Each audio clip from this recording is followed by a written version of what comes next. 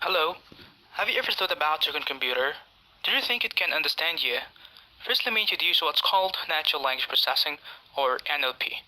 NLP is a field which combines computer science, artificial intelligence, and linguistics together. Its main idea is allowing the machine to understand human language even if it's spoken or written. And here's the main problem, because allowing the computer or the machine to understand human language is not easy at all. And this problem has been solved by operating some analysis inside the machine simultaneously. These analyses are morphological analysis, lexical analysis, syntactic analysis, semantic analysis, and finally, pragmatic analysis. First, morphological analysis. The machine takes the non-word tokens and removes them from the words. For example, if we say that students attended the lecture yesterday, then the S in students and the ED in attended here are non-word tokens, so they will be removed. Secondly, lexical analysis. It's about dividing the paragraph into smaller ones to be easily understood by the machine.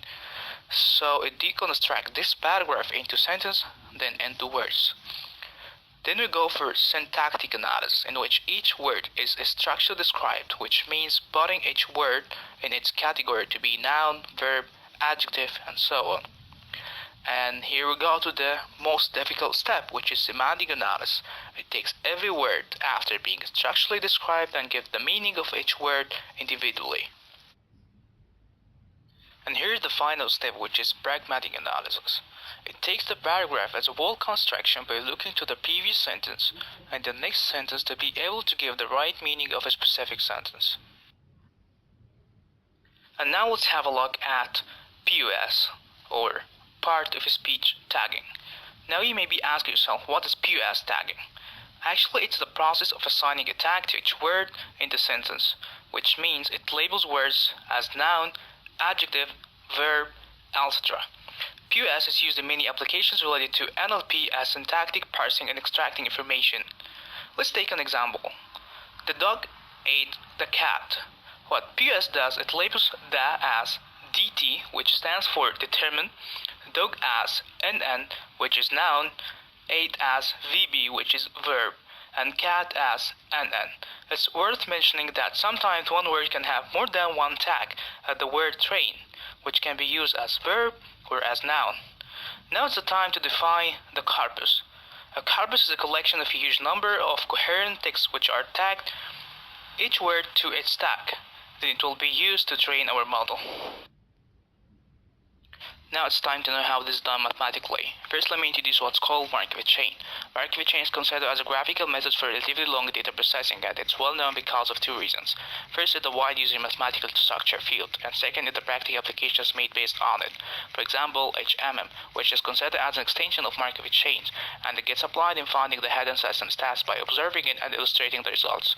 And it's a probabilistic remarkable model in machine learning, which is effective whenever it comes to natural language processing, especially in part of speech tagging and syntactic parsing. Markov chain is like a finite state machine. It consists of a set of states with a transition probabilities between them. Suppose that we have three stats, which is NN, VB, and DT. The transition between these stats is given by a set of probabilities, which is called the transition probabilities. In addition to that, each state will be combined by a set of observations so that in each particular state only one observation from this set will appear, and there is also probabilities to these observations, which is called the observation probabilities. In our POS problem, we will have a sentence consist of some words which will represent the observation sequence, and we want to assign each word to its tag. In other words, we want to know the best sequence of the hidden states given these words.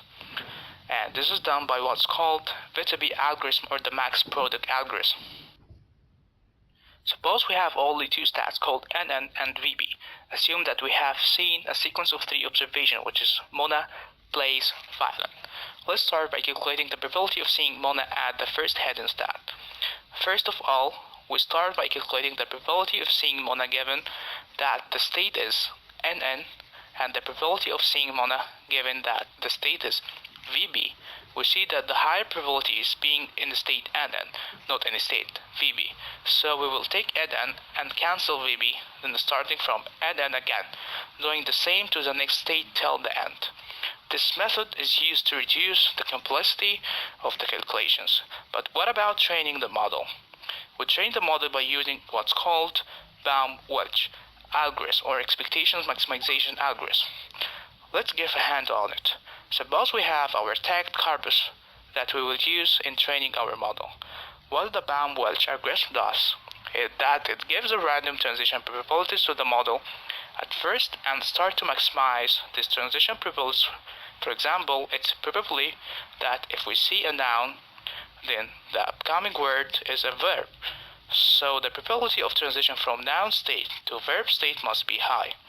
The model finds this by looking to the corpus and starts to maximize this transition probabilities till convergence, and finally we get our trained model. Now we are moving to our experiment. Our experiment is done by using the Brown corpus, and after training the model using 1002790 word and testing it using 121272 word, it gives an accuracy of 0.675.